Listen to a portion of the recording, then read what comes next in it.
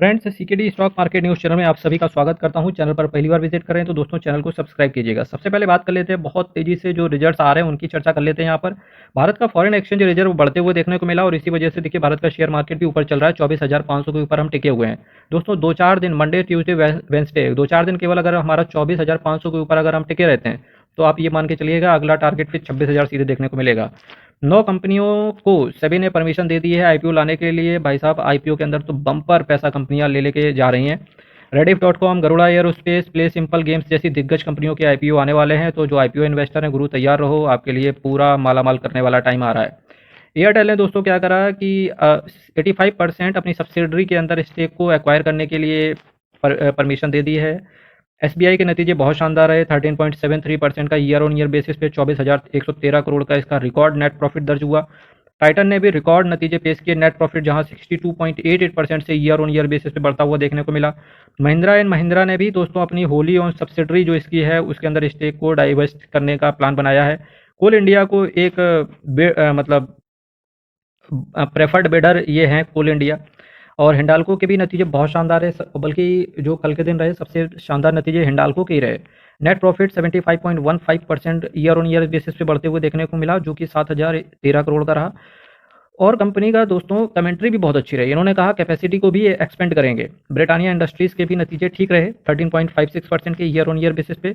Lloyd metals ने NCD non convertible debentures का allotment किया है, प्राइवेट प्लेसमेंट के थ्रू इन्होंने रेस करा था। जेएमआर एयरपोर्ट ने भी एक्वायर करेंगे स्टेक को Goa airport advertising private limited के अंदर। गोदरेज कंज्यूमर की बात करेंगे तो इसका भी नेट प्रॉफिट बढ़ते हुए देखने को मिला है 11.51% से, वो भी ईयर ऑन ईयर बेसिस पे शानदार नतीजे रहे। ल्यूपिन के भी बहुत शानदार नतीजे रहे, 16.08% ईयर ऑन ईयर बेसिस पे, जो कि 1415 करोड़ होता है जाके। जेएसडब्ल्यू ने एक्विजिशन को कंप्लीट कर लिया है दोस्तों, Maruti clean coal and power limited, और इसके बाद इन्होंने कैपेसिटी को भी इंक्रीज करा है। कहाँ पर इंक्रीज करा है? The company operates 300 megawatt thermal power plant in Chhattisgarh, taking JSW energies operating capacity to about 14.8 gigawatt. दोस्तों अभी एक आईपीओ आया था एसबीआई फंड्स मैनेजमेंट का, और उसके अंदर जिनके पास स्टेट बैंक ऑफ इंडिया का एक शेयर रहा होगा उन सभी को शेयर होल्डर कोटा भी मिला होगा और लिस्टिंग भी शानदार देखने को मिली।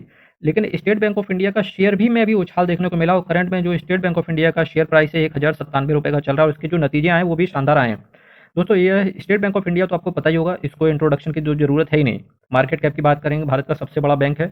जहां पर आरबीआई नहीं काम करता है वहां पर स्टेट बैंक ऑफ इंडिया आपकी अपनी भूमिका निभाता है बैंकिंग क्षेत्र के अंदर। मार्केट कैप की बात करेंगे 10,12,923 करोड़ का है। करंट प्राइस 1,097 का है। हाई की बात करेंगे 1,235 रुपये का, लो 790 का। एक डिसेंट रिटर्न देने के लिए जाना जाता है एसबीआई स्टॉक के। पीई की बात करेंगे, और चूंकि पीएसयू है जिस वजह से इसका वैल्यूएशन भी बहुत अच्छा रहता है, 12.10 का। बुक वैल्यू 674 रुपये का है, यानी कि प्राइस टू बुक वैल्यू देखेंगे तो ठीक दिखता है यहाँ से। डिविडेंड यील्ड की बात करेंगे 1.58% का। Return on capital employ, return on equity, return on capital employ थोड़ा सा आपको कम लग सकता है, लेकिन जो बैंकिंग सेक्टर है ना दोस्तों, इतना डिसेंट होता है। Return on capital employed 6.13%। Return on equity 15.40% है, ये तो बहुत डिसेंट है। फेस वैल्यू दोस्तों कंपनी का 1 रुपये का है। अब चूंकि दोस्तों कंपनी ने अपने रिजल्ट्स घोषित कर दिए हैं, तो जून क्वार्टर के रिजल्ट देखो। सबसे पहले रेवेन्यू कितना रहा? 1,31,040 से जून क्वार्टर के जो रेवेन्यू रहा 1,36,240 करोड़ का देखने को मिला। तो रेवेन्यू के अंदर शानदार तेजी देखने को मिली। इंटरेस्ट इनकम भी कंपनी की बढ़ी है, 79,953 करोड़ से 82,248 करोड़ तक इसकी जो इंटरेस्ट इनकम है वो बढ़ते हुए देखने को मिली। कंपनी का नेट प्रॉफिट की बात करें तो बहुत शानदार तेजी यहाँ पर नेट प्रॉफिट के अंदर देखने को मिली, 20,508 करोड़ से 25,121 करोड़ का इसका नेट प्रॉफिट भी बढ़ा। ईपीएस अर्निंग पर शेयर 21.28 के ईपीएस से 26 का ईपीएस आ चुका है दोस्तों। तो नतीजे तो हर पैरामीटर पे बहुत ज़बरदस्त शानदार रहे इनके। और कंपनी की डिपॉजिट्स अगर बात करें तो मार्च क्वार्टर में डिपॉजिट्स भी बढ़े हैं। नेट कैश फ्लो की बात करेंगे 43,910 करोड़ का इसका नेट कैश फ्लो है, और जो कि दिखता है बढ़िया दिखता है यहाँ से। रिटर्न ऑन इक्विटी मार्च 2026 में 15% की रही, ये भी बहुत शानदार दिख रही है यहाँ से। दोस्तों जून क्वार्टर के अंदर प्रमोटर्स ने थोड़ा सा स्टेक को डाइवेस्ट किया है, 55.52% से 55.47% पर आ चुके हैं। ये थोड़ा सा स्टेक, इतना तो चलता रहता है। एफआईआईज ने थोड़ा सा स्टेक को खाली किया यहाँ पर 11.41% से 10.81%। डीआईएस की बात करेंगे तो वही स्टेक जो प्रमोटर और एफआईआईज ने खाली किया, डीआईएस ने खरीद लिया 26.11% से 26.52%। गवर्नमेंट ने स्टेक को इंक्रीज किया है 0.14%, करंट में है 0.01% से गवर्नमेंट ने स्टेक को इंक्रीज किया है। पब्लिक की होल्डिंग की बात करेंगे तो पब्लिक की होल्डिंग बढ़ चुकी है। सिंपल सी बात है, एसबीआई फंड्स मैनेजमेंट का, क्योंकि जो आईपीओ आया था उस वजह से भी पब्लिक ने भर भर के खरीदा होगा ताकि उन्हें शेयर होल्डर कोटा मिले। 6.81% से 7.06%, और उसका शानदार नतीजा भी देखना। आईपीओ भले ही अलॉटमेंट ना हुआ हो, पर शेयर का प्राइस भी वहाँ से 4-5% बढ़ चुका है। नंबर ऑफ शेयर होल्डर्स की बात करेंगे, जहाँ मार्च 2026 के अंदर 37,63,427 इसके नंबर ऑफ शेयर होल्डर्स थे। वहीं जून 2026 के अंदर नंबर ऑफ शेयर होल्डर्स इसके बढ़ते हुए देखने को मिले, 38,98,366 इसके करंट में इसके पास नंबर ऑफ शेयर होल्डर्स हैं। Life insurance corporation of India limited, दोस्तों एलआईसी शेयर की बात करेंगे तो इसको भी इंट्रोडक्शन की जरूरत नहीं है, ना ही इसका काम को बताने की जरूरत है कि एलआईसी क्या काम करता है। अगर मैं इन मतलब शॉर्ट में बात करने की कोशिश करें तो भारत का लार्जेस्ट लाइफ इंश्योरर एलआईसी ही है। मार्केट कैप की बात करेंगे 4,98,410 करोड़ का है, करंट प्राइस 394 रुपये का है। हाई की बात करेंगे 468 का, लो 361 का। स्टॉक के पीई की बात करेंगे 8.30 का है। जब से कंपनी आईपीओ लेकर के आई है तब से कुछ खास पैसा तो बना करके नहीं दिया एलआईसी ने, पर हाँ एक डिसेंट सा है। डिविडेंड यील्ड 2.54% का है, जिस वजह से दोस्तों पीएसयू है तो डिविडेंड देने के लिए ही जानी जाती है कंपनी।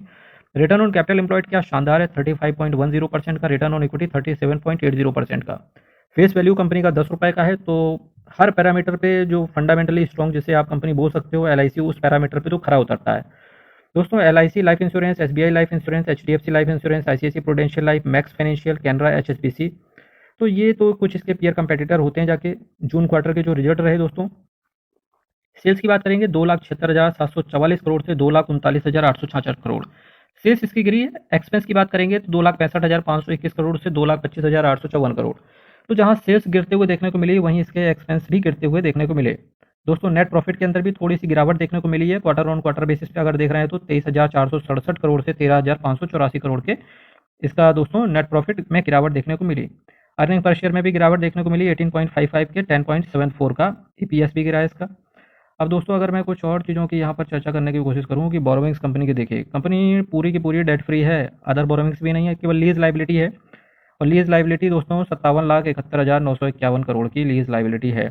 अदर लाइबिलिटी आप कह सकते हो, लीज लाइबिलिटी के अदर लाइबिलिटी दी लिखा है ना। इसके बाद नेट कैश फ्लो देखो, इसका 2,856 करोड़ का नेट कैश फ्लो पॉजिटिव है। डेटा डेज की बात करेंगे तो दोस्तों बस पहले पैसा लाओ फिर तुम्हारा लाइफ इंश्योरेंस करते हैं, है कि नहीं। पहले पैसा पहले पैसा।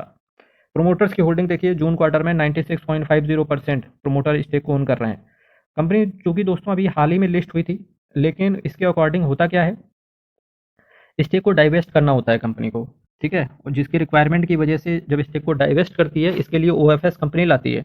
तो अभी कंपनी का ओएफएस अभी क्लोज करा है, कल ही परसों इन्होंने, ठीक है। तो जिसके रिगार्डिंग अभी इनका ओएफएस आया था और जिसकी वजह से शेयर प्राइस के अंदर भी इसकी गिरावट देखने को मिली।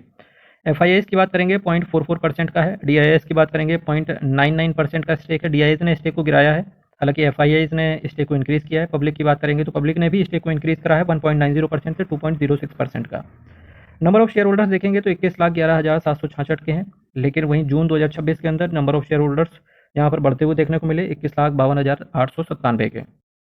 तो दोस्तों जहां एसबीआई के नतीजे बहुत शानदार रहे, उस पैरामीटर के अगर हिसाब से देखें तो एलआईसी के नतीजे उस हिसाब से नहीं रहे। दोस्तों आपकी क्या राय है इन दोनों शेयर्स के रिगार्डिंग, कमेंट बॉक्स में आप बता सकते हैं अपनी राय। देखिए हम लोग एक फ्री नेशन हैं, तो आपकी राय भी यहाँ पर मैटर करती है, तो ज़रूर कमेंट बॉक्स में कुछ ना कुछ लिख के जाया करो, इससे सबका नॉलेज बढ़ता है। काफ़ी लोग आपके कमेंट्स भी पढ़ते हैं।